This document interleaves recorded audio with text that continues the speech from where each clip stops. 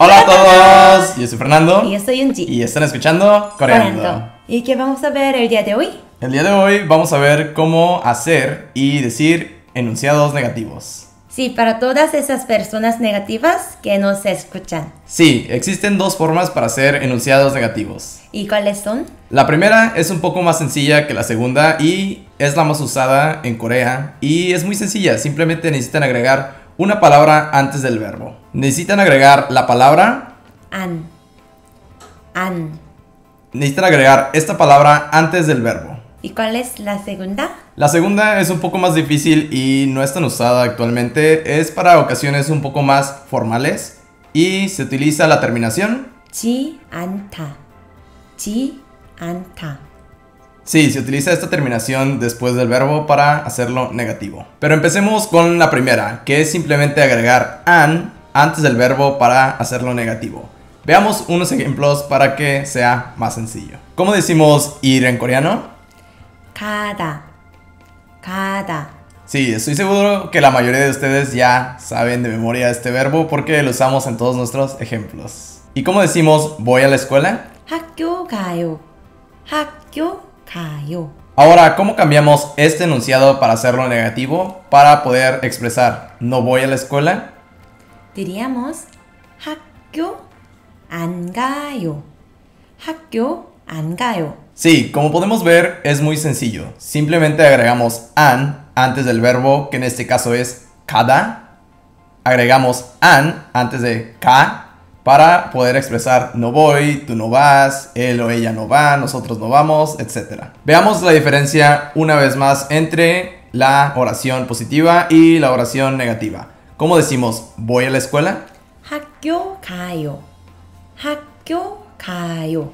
Ahora, ¿cómo decimos no voy a la escuela? 학교 안 가요. 학교 안 가요. Perfecto, ahora si queremos hacer una pregunta negativa, simplemente debemos de levantar el tono al final de la oración. Entonces, ¿cómo diríamos no voy a la escuela? 학교 안 가요? 학교 안 가요? Sí, como podemos ver, es bastante sencillo, no como en el español que debemos de conjugar el verbo totalmente. En Corea simplemente agregan an antes del verbo para hacer una oración negativa. Veamos otro ejemplo. ¿Cómo decimos tirar o desechar algo? 버리다. 버리다. ¿Y cómo decimos tiré algo o deseché algo? 버렸어요. 버렸어요. ¿Y cómo podemos decir tiré eso o deseché eso? 그거 버렸어요. 그거 버렸어요. Y si no tiraste eso, ¿cómo podemos decir esto? Ponemos an antes del verbo y queda como 그거 안 버렸어요. 그거 안 버렸어요. ¿Y cómo podemos decir aún no he tirado eso o todavía no he tirado eso? 그거 아직 안 버렸어요. 그거 아직 안 버렸어요. Sí, ¿cómo decimos todavía o aún? 아직.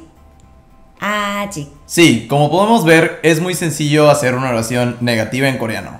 Y es mucho más sencillo si pueden ubicar el verbo en una oración. Simplemente agregan an antes del verbo. Ahora comencemos con el segundo método. Este método es un poco más difícil ya que debemos de agregar la terminación 지 않다. al final del verbo. Tal vez te estarás preguntando, oye, ¿cuál es la diferencia entre estas dos y por qué estamos aprendiendo la segunda? Si la primera es más sencilla. El segundo método es más formal, pero también se usa casualmente. El segundo método es más utilizado coloquialmente, pero tú, Yunji, ¿qué método utilizas más? El primero.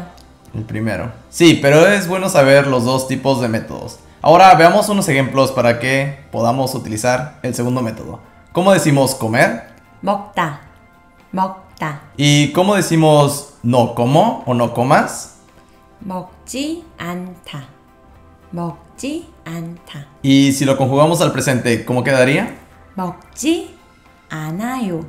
먹지 않아요. Sí, esto sería un poco más formal. Sí, pero normalmente yo diría 안 먹어요. 안 먹어요. Sí, como podemos ver, simplemente agregamos G, anta, al final de la raíz del verbo. Veamos otro ejemplo. ¿Cómo decimos tirar o desechar? 버리다. 버리다. ¿Y cómo lo podemos conjugar en una oración negativa al presente para decir no tiro, no tiras? ¿Cómo decimos esto? 버리지 않아요.